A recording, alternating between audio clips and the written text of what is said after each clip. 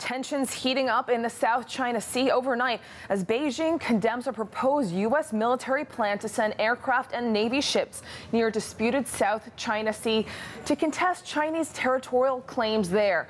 We're joined by WSJ Pentagon correspondent Julian Barnes. Good morning, Julian. Hey, good morning. So, Julian, China's reaction was swift, but this has been brewing for some time, hasn't it?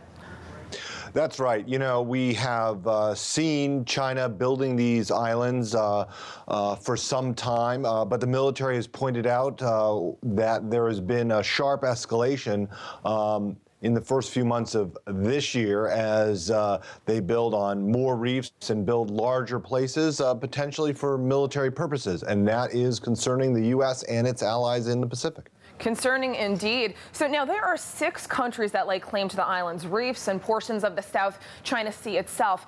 It seems that the U.S. wants to keep any potentially escalating tensions among them in check as well. Tell us about that.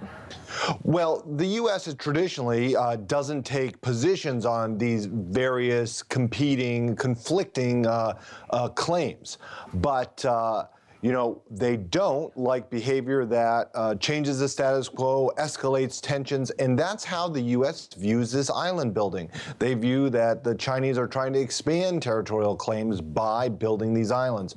And they want to make the point, they're considering making the point that there is no new territory claimed by sailing these, potentially sailing ships by these islands or flying aircraft over them. It's a heated area indeed. Tell us about the risks to the U.S. here in terms of our strategy or potential strategy.